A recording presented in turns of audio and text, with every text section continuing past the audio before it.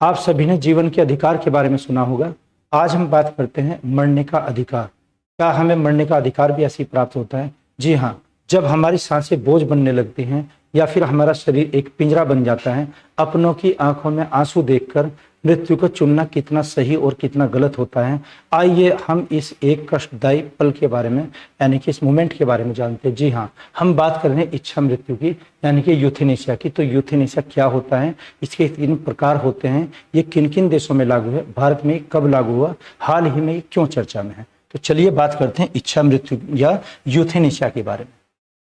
इच्छा मृत्यु, जब कोई असाध्य रोग या लाइलाज रोग हो जाता है, जैसे एड्स होती है या फिर हेपेटाइटिस हो जाता है या कोमा की स्थिति में चले जाते हैं। कोमा की स्थिति होती है कि जब हम सुन नहीं सकते, हम देख नहीं सकते, हम बोल नहीं सकते और बिल्कुल बेहोश की मुद्रा में रहते हैं, उसको कोमा बोलते हैं। इसका एक और भी नाम होता है, दूसरा वनस्पतिक स्थिति इसका नाम होता है, यानी कि बोटनिकल जैसे लाइफ होती है। तो इच्छा मृत्यु से कहा जाता है किसी असाध्य लाइलाज बीमारी या असहनीय दर्द से जूझ रहे व्यक्ति को उसके परिजनों की इच्छा पर जीवन रक्षक प्रणाली वेंटिलेटर को हटाकर सम्मान पूर्वक मृत्यु देना इच्छा मृत्यु कहलाता है। इसका दूसरा नाम होता है दया मृत्यु, यानी कि मर्सी डेथ भी सही बोलते हैं। इच्छा मृत्यु हाल ही में क्यों चर्चा में है, क्योंकि जो उत्तर प्रदेश के गाजियाबाद के आपने सुना होगा कि एक हरीश राणा एक स्टूडेंट थे, गंभीर उनके चोट आई थी। अब से 13 साल पहले वो 3 या 4 मंजिल इमारत से नीचे गिरे थे, तो सिर में गंभीर चोटें थी। उनकी कुछ न्यूरॉन्स डैमेज हुई या फिर कुछ वेन्स होती है, नसें होती हैं, उनकी वजह से वो कोमा में चले गए और लगातार 13 वर्षों से कोमा की स्थिति में थे। तो उनके परिजनों ने एक याचिका दायर की सुप्रीम कोर्ट में। सुप्रीम कोर्ट ने फिर ये अधिकार दिया कि इच्छा मृत्यु प्राप्त की जा सकती है। लेकिन ये भारत में पहला केस नहीं, इससे पहले भी एक अरुणा शानबाग का मामला आया था, हालांकि उसमें भी डिक्लेयर किया गया था। लेकिन इच्छा मृत्यु का ये मतलब नहीं है कि कोर्ट अगर आज ही डिक्लेयर करता है कि इनको इच्छा मृत्यु दे देनी चाहिए तो वो आज से ही नहीं, शुरू धीरे धीरे उनके जो जीवन रक्षक डिवाइसेज होते हैं, जैसे वेंटिलेटर होता है या फिर हम फीडिंग ट्यूब लगाते हैं जिनके माध्यम से हम भोजन अंदर लेते हैं, उनको एक आसान तरीके से उनको हटाया जाता है और धीरे धीरे उनको इच्छा मृत्यु दे दी जाती है। तो शानबाग का जो मामला था सन 1973 का मामला था, वो लगभग 42 वर्षों तक वो कोमा में रही थी। जैसे जो हरीश भाई हमारे, ये लगभग 13 वर्षों तक उसमें कोमा की स्थिति में रहे। तो शानबाग के जो मामले थे उनकी जो नेचुरल डेथ फिर निमोनिया से हुई थी, लेकिन यहाँ हरीश जी को जो इच्छा मृत्यु जो प्राप्त वो करेंगे वो कोमा की स्थिति से करेंगे। तो खैर, इच्छा मृत्यु के हम प्राप्त वो देखते हैं कि कितने इसके प्रकार होते हैं, यानी कि कितने टाइप्स होते हैं। तो इच्छा मृत्यु के प्रकार, एक एक्टिव होता है, एक पैसिव होता है। पैसिव इच्छा मृत्यु क्या होती है, यानी कि यूथेनेशिया क्या होता है, जिसमें जो जीवन रक्षक डिवाइसेज होते हैं उनको धीरे धीरे हटाया जाता है ना। जैसे फीडिंग ट्यूब होती है, जिससे हम भोजन ग्रहण करते हैं तो उसको हटा दिया जाता है। कुछ दवाइयाँ होती हैं, ये ऑक्सीजन ट्यूब होती है या फिर वेंटिलेटर होता है। और जो एक्टिव यूथेनेशिया होता है उसमें कोई घातक या पॉइजन इंजेक्शन लगाया जाता है जिससे तुरंत डेथ हो जाती है। इसका भारत में प्रचलन नहीं है।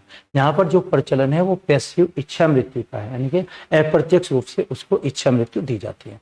ऐसा 2018 में किया गया, सुप्रीम कोर्ट का एक डिसीजन निर्णय आया था। तो सबसे पहले प्रणाली नीदरलैंड में शुरू की गई थी, उसके बाद में बेल्जियम में। हालांकि बेल्जियम में बच्चों को भी यूथेनेशिया दी जा सकती है। नेक्स्ट देखते हैं कि भारत के संविधान में इसका उल्लेख कहाँ पर किया गया है। तो इसका उल्लेख अनुच्छेद नंबर 21 में है, जिसको बोलते हैं जीवन जीने का अधिकार, है ना, राइट टू लाइफ, इसका जीवन का अधिकार होता है। हालांकि जीने के अधिकार में मरने का अधिकार शामिल नहीं होता।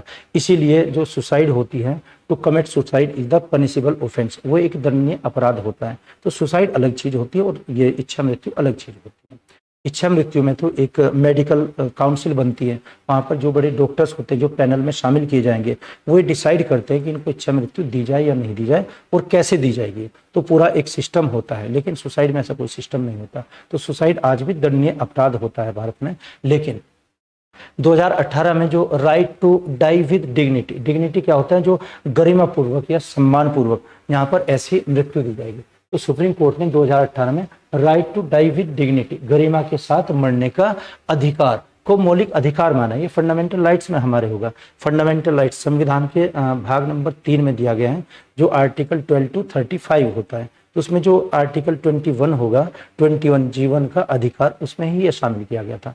एक वर्डिंग होती है लिविंग विल। लिविंग विल क्या होगा, अगर कोई व्यक्ति घातक बीमारी से पीड़ित है, उसकी बीमारियां बढ़ती हुई जा रही हैं, समझिए कि वो हेपेटाइटिस है, HIV पॉजिटिव है, तो अपनी पहले ही एक वो लिखित रूप में ऐसे निर्देश देगा कि अगर मैं कोमा की स्थिति में जाता हूं तो मेरा शरीर ये मेरे घर वालों को या मेरे जो परिजन होंगे उनको सौंप दिया जाए। या फिर ये लिविंग विल ये होगा कि उसमें हमारी जो दवाइयाँ हैं कि एक तरफ तो उनको खाकर उनका सेवन करके मृत्यु हो सकती है और एक तरफ जीवन दान तो उनका चलता ही नहीं, क्योंकि वो कोमा की स्थिति या घातक बीमारी से पीड़ित हैं।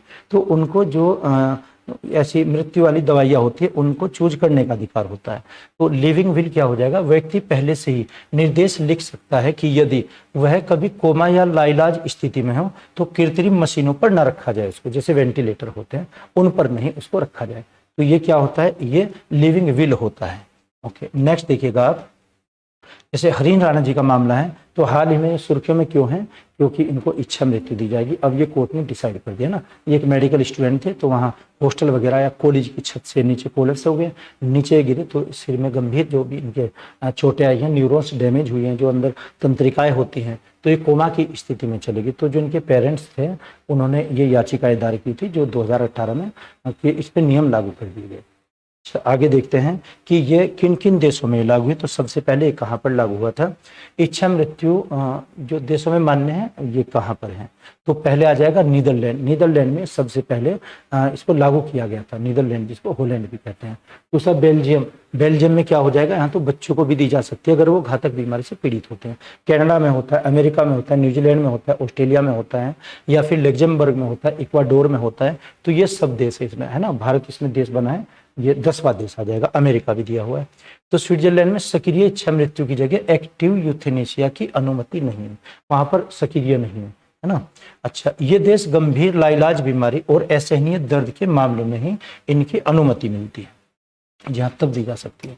यहाँ पर थोड़ी चर्चा और कर लेते हैं कि जैसे परीक्षा के दृष्टिकोण से भी इसमें थोड़ा क्या कि यूथेनेशिया सबसे पहले ये कहाँ पर लागू हुआ था, तो पहला देश था इसको लागू करने वाला, पहला देश आ जाएगा कौन सा, नीदरलैंड। तो नीदरलैंड में 2001 है ना, 2001 में ये लागू किया गया था सबसे पहले। 2002 में ये कहाँ पर किया गया, बेल्जियम में। यहाँ बच्चों के लिए भी कुछ मामलों में इजाजत होती है।